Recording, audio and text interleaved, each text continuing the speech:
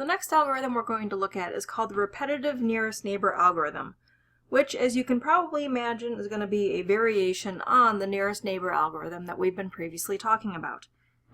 Now, we found that the nearest neighbor algorithm was an efficient algorithm, which means we could run through it very quickly.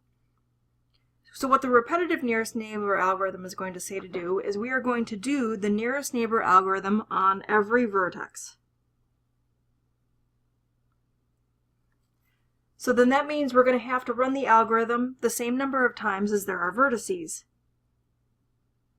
Every time we run the algorithm from a different vertex, we may get a different path. So there's where we're going to have a couple different circuits to choose from, and then out of those circuits, we're going to then pick the circuit of the least total weight. So let's see how that all comes together on this example. That says use the repetitive nearest neighbor algorithm. We're going to find an approximate solution to the TSP. So again, keep in mind that the repetitive nearest neighbor algorithm, just like the nearest neighbor algorithm, does not guarantee to find us the optimal solution. Okay. So we're going to start and end at vertex A. Now for this one, in terms of the repetitive nearest neighbor algorithm, when it says start and end at vertex A, we will deal with this at the end.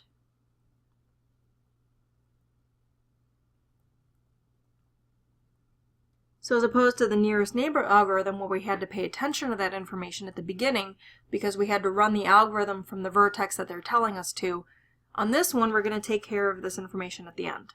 And we'll see how all that comes together then when we go to state the answer to the problem. And then it says write the weights in the order found.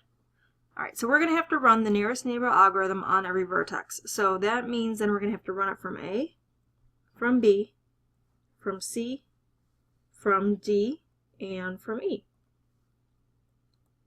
Right, see, these are going to be all my different starting vertices, so let's run the nearest neighbor algorithm from each one of these. So from A, if I were to go to the nearest neighbor to A, we're looking at the weights coming out of here. 119 is the lowest, so then we'll go to C. Sitting here in vertex C, looking at the weights coming out of there, 121 is the lowest, and we'll go to vertex E. Now that we're sitting here at E, looking at the weights coming out of E, now A is the lowest, but I've already, C would be the lowest, but we just came from there. A would be the next lowest, but that's my starting vertex. I can't go back there until I'm all done. So then the next lowest weight then would be 199, and we're at vertex D. Now at this point in time, I've only got one more vertex to go to, which would be to B. So from D to B is 150, and then we'll come back home.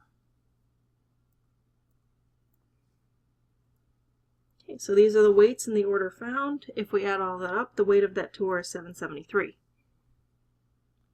Now we're going to run nearest neighbor from vertex B. We might get the same circuit, or we might get a different circuit, so let's see. So running it out of B, looking at the weights of the edges coming out of B, the lowest number then would be the 121, and we'll go to vertex C. Looking at the ways to get out of C, the lowest weight is 119, and we'll be at vertex A. Looking here at A, the lowest way to get out of 1A would be the 119, but that goes to C. I just went from there. Let's see, the next lowest number would be 133. I go to E.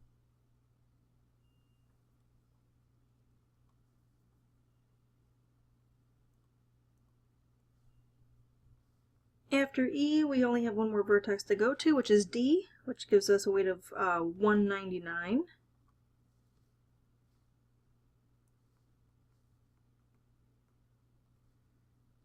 And then finally we'll come back home to B, which gives us a weight of, let's see, D to B, 150. Alright, so now we'll add these weights up. This gives us a weight of 722. Alright, so that's lower than this guy, so this guy's looking like a better candidate. Now let's see if we can beat that at running the nearest neighbor out of any of the other vertices. Alright, so out of C, move these down a little bit actually, give myself a little bit more room. Out of C. C's nearest neighbor, looking at all the weights, is going to be A at 119. Out of A, it's going to be E at 133. Out of E, it's going to be, looks like I've already been to A, I've already been to C. Looks like next is going to be D at 199. Then to B, which is going to be 150. And then finally back home to C, which is 121. Adding all those guys up, I get 722.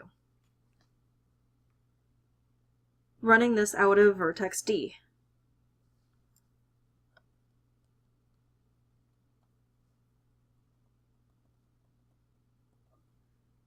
So from D, the lowest weight out of there is going to be the 150. To vertex B. Out of B, the lowest weight is going to be 121 to vertex C. Out of C, the lowest weight is going to be 119 to vertex A. And then I just have to go to E. A to E is a weight of 133, and then we'll come back home to D with a weight of 189.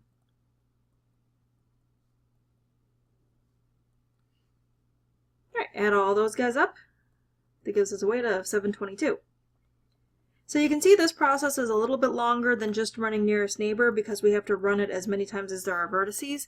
But I mean, each one that we have to run, we can get through it fairly quickly. So last one. So E to C. That's going to give me 120. Out of C, the nearest neighbor is going to be, looks like A for 119. Out of A, the nearest neighbor is going to be D, which is 152.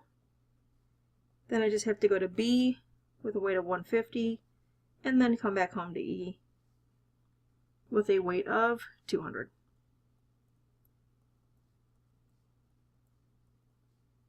Adding all those guys up, we get 741. Okay, so what the repetitive nearest neighbor algorithm says is that we're going to run it from every vertex, and then out of all of those options, we're going to want to pick the best one.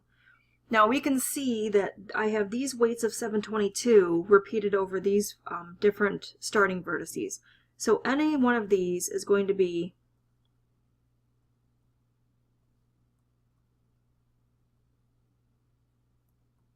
any one of these circuits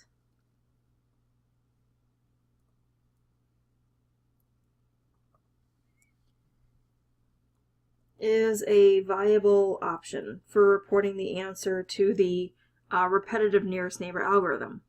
Now, one of the things that we might want to check here is that are all these three different circuits, or is this the same circuit with just a different starting vertex? Now, here is where we're going to deal with this. We're going to write these circuits from A. So remember we had looked previously and we said that the Hamilton circuit with a different starting vertex is not counted to be a different circuit. It's just the same circuit started somewhere else. So perhaps I'll trace this out on the graph so you can see what's going on. So this one, actually we'll start here from B, so this first guy. So from B, this guy says go to C, then to A, then to E, then to D, and then back to B. So at that point in time, then if I wanted to write this from A, I could say A to C, C to B, B to D, D to E, E to A. Or, rewriting it starting from vertex A, I could go the other way. So either one of these would be okay for reporting for your final answer. Basically going to be the circuit or its mirror image. So you could go from A to E, E to D, D to B, B to C, and then C back to A. Now if we take a look at these other options to see if these really do say something different, this one says A, E, D, B, C, and the back to, yep, we already have that one. So this one is no different than that guy. I just changed the starting vertex. And then for this route, if we take a look at this one, A, E, D, yeah, we can see right here, A, E, D, B, C, A. That's this thing. Or we could have read this in reverse order A, C, B, D, E, A, and that's this option that we have right here. So all three of these aren't actually indicating a different Hamilton circuit. They're just the same Hamilton circuit with a different starting vertex.